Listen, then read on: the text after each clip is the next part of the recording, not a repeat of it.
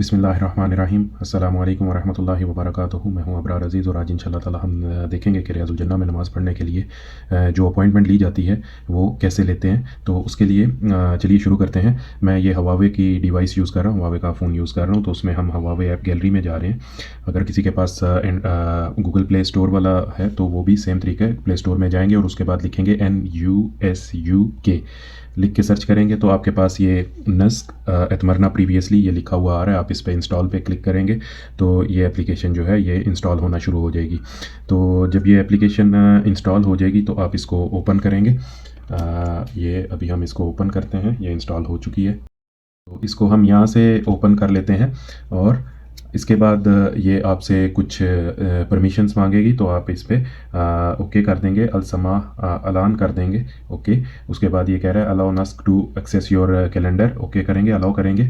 उसके बाद access device location कह रहा है तो अलाउ करेंगे, allow only while in use. तो ये करके तो अब आप यहाँ पे लैंग्वेज सेलेक्ट कर लेंगे, आपको जौन सी भी लैंग्वेज रखनी है, अरबी रखनी है तो अरबी ही ऐसे रहने देंगे, और अगर आपको इंग्लिश करना है तो यहाँ से इंग्लिश सेलेक्ट करके तो इस्तेमरार पे क्लिक कर देंगे।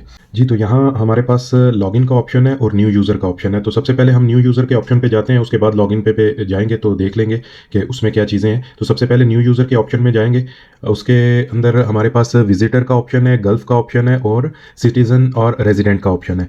तो सिटीज़न और रेजिडेंट वो लोग हैं जो इकामे पे इधर मौजूद हैं या जो इधर के ही रहने वाले सऊदी हैं, उनके लिए है ये। उसके बाद इसमें आपको नेशनल आईडी या इकामा number, mobile number, email, password वगैरह सारा कुछ और डेट ऑफ बर्थ ये लिखना पड़ता है। इन चीज़ों की ज़रूरत पड़ती है। जो गल्फ़ वाले हैं वो भी इसी तरह की इंफॉर्मेशन लगाएंगे, लिखेंगे यहाँ पे नाम पूरा लिखना है, इंग्लिश में नाम लिखना है, पासपोर्ट लिखना है, पासपोर्ट नंबर देना है। उसके बाद आपने नेशनलिटी बतानी है, फ़ोन नंबर और ईमेल और पासवर्ड वगैरह आपने सेलेक्ट करना है। इसी तरह विजिटर्स में अगर जाएंगे तो विजिटर में हमें अब रहना है, क्योंकि विजिटर के लिए ही हम बना रहे हैं।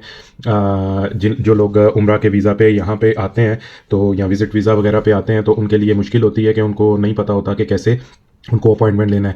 तो एप्लीकेशन इंस्टॉल करने के बाद आप विजिटर की टैब जो ऊपर बनी हुई ऑप्शन है उस पर आएंगे। उसके बाद आपने वीज़ा नंबर यहाँ पे लिखना है। तो मैं आपको वीज़ा के पेज की कॉपी भी दिखा दूंगा कि कौन सा है वीज़ा आपका, वीज़े का पेज कौन सा है। तो उसके ऊपर एक नंबर लिखा होगा, वो आपने लिखना है सबसे पहले, और उसके बाद आपने आगे फर्दर जो है वो प्रोसीड करना है। जी, तो ये देखिए ये वीज़ा पेज है, इसके ऊपर सबसे ऊपर ये वीज़ा नंबर लिखा हुआ है, पासपोर्ट नंबर भी आपको इधर ही मिल जाएगा, और बाकी डेट ऑफ बर्थ वगैरह जो है वो आप अपने पासपोर्ट पे जो लिखी हुई है वो वहाँ पे लिख देंगे।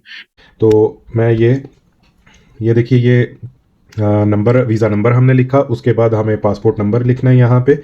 बड़े ध्यान से ये करना है, सारी चीज़ें आपने अपनी बिल्कुल ठीक लगानी है ताकि कोई प्रॉब्लम नहीं आए। पासपोर्ट नंबर के बाद आपने डेट ऑफ बर्थ लिखनी है यहाँ पे। डेट ऑफ बर्थ हम लिखते हैं,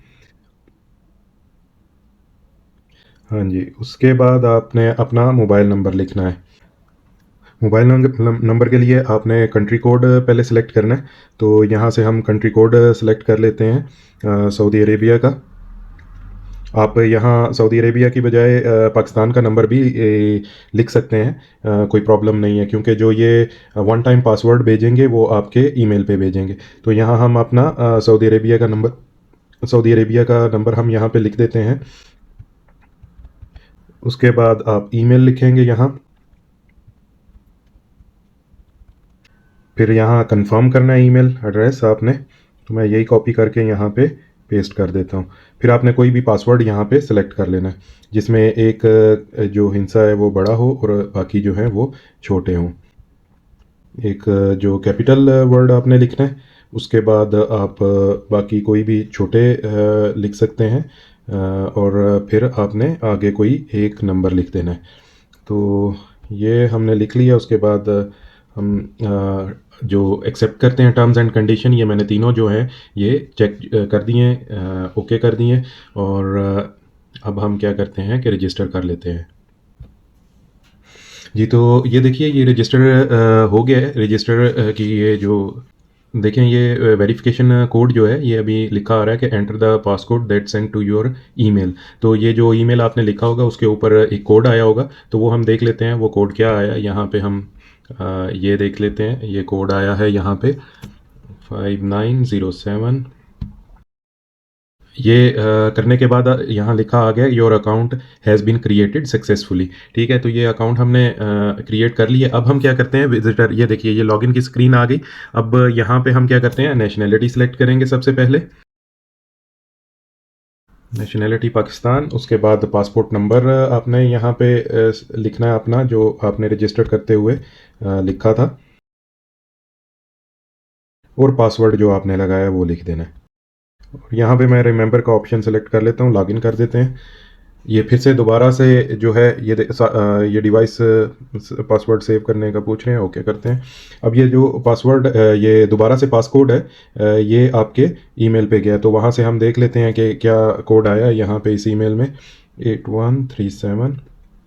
यहाँ से दोबारा हम इधर जाते हैं, 8137 ये लिखा, तो ये जी ये देखिए यहाँ पे ये डिटेल आ गई है। अब यहाँ पे ये देखें हज सर्विसेज हैं, उसके बाद हॉली मॉस्क सर्विसेज है और प्रॉफिट मॉस्क। तो प्रॉफिट मॉस्क सर्विसेज में आप देखेंगे प्रेइंग इन द नोबल रौदा, तो ये जो है फॉर वुमेन है, क्योंकि ये खातून हैं तो उनके लिए फॉर वुमेन पे हम ये क्लिक करेंगे। उसके बाद यहाँ इनके नाम के ऊपर ये चेक करेंगे, ओके करेंगे इनको, और उसके बाद कंटिन्यू कर देंगे।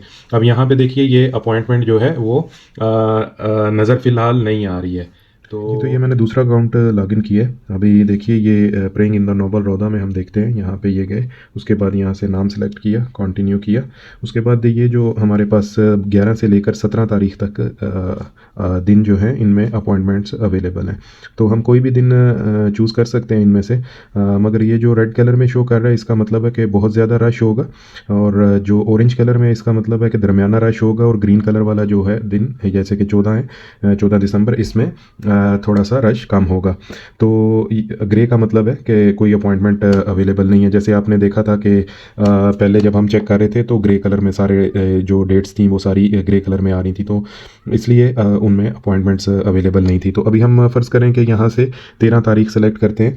तो 13 तारीख में आप देखें कि ये 1:30 बजे से लेकर 2 बजे तक जो ये पहली टाइमिंग लिखी हुई है, ये रात को 1:30 बजे से है, यानी मिडनाइट के बाद 1:30 बजे से लेकर 2 बजे तक का जो टाइम है इसमें बहुत ज़्यादा क्राउड है। फिर 2 से 2:30 तक जो है 2:29 तक, उसमें जो है वो थोड़ा रश कम है। तो इनमें से कोई भी आप चूज़ कर सकते हैं। फ़र्ज़ करें मैं यहाँ पे ये जो टाइम है रात को 1:30 से 2 बजे वाला, ये वाला चूज़ कर लेता हूँ। ठीक है, उसके बाद ये नीचे इंस्ट्रक्शंस जो हैं वो आप रीड कर सकते हैं अगर करना चाहें, नहीं तो ये obligation to see the instructions, यहाँ पे ये सेलेक्ट करके तो आप इशूइंग परमिट कर सकते हैं। ठीक है, तो मैं यहाँ पे ये इशूइंग परमिट करूँगा। तो ये देखिए ये अबरार अजीज़ अब्दुल अजीज़ के नाम से ये परमिट जो है वो इशू हो चुका है। अगर आप ये शेयर करना चाहें तो शेयर पे क्लिक करके तो व्हाट्सएप वगैरह पे आप शेयर कर सकते हैं, कैंसिल कर सकते हैं। और अच्छा, यहाँ पे एक और चीज़ बताता चलूँ आपको कि जब आप एक दफ़ा परमिट ले लेंगे तो ये जो है उसके बाद आप 1 महीने तक आपको दोबारा परमिट नहीं मिलेगा। तो इसलिए ध्यान से उसी टाइम के लिए आप परमिट इशू कीजिएगा जिसमें आप जा सकते हैं और नमाज़ पढ़ सकते हैं या फ्री हैं। क्योंकि एक दफ़ा अगर आपने परमिट ले लिया और उसके बाद आपने उसको यूज़ नहीं किया या कुछ भी हुआ तो वो आप दोबारा नहीं यूज़ कर सकेंगे 1 महीने तक, यानी दोबारा अपॉइंटमेंट नहीं ले सकेंगे आप। तो ये चीज़ का बहुत ध्यान रखिएगा जी। तो अब ये देखिए यहाँ से हम ये करते हैं कि अब लेडीज़ के लिए चेक करते हैं कि उनके लिए भी अपॉइंटमेंट अवेलेबल है अभी कि नहीं। तो ये हमने सेलेक्ट किया praying in women area noble Rawdah, उसके बाद कंटिन्यू किया। तो यहाँ पे लेडीज़ के लिए भी अपॉइंटमेंट्स अवेलेबल हैं, अगर लेना चाहें तो यहाँ पे ले सकते हैं। बस आप ये देखिए कि उनके लिए जो टाइमिंग्स हैं वो डिफरेंट है। जैसे उनके लिए ये इशा के बाद से टाइम शुरू हो रहा है 8:30 से लेकर 9 तक, और फिर इसी तरह रात 11:30 से 12 बजे तक उनका लास्ट टाइम है। और अगर आप कोई और दिन देखेंगे जैसे 16, 17, अभी सब में यही टाइम शो कर रहा है। तो कोई और दिन देखेंगे तो हो सकता है उसमें सुबह की टाइमिंग भी शो कर रहा हो, यानी इशराक के टाइम से लेकर तो तकरीबन 11 बजे दिन तक, ज़ोहर से पहले तक। तो ये इस तरीके से आप अपॉइंटमेंट ले सकते हैं।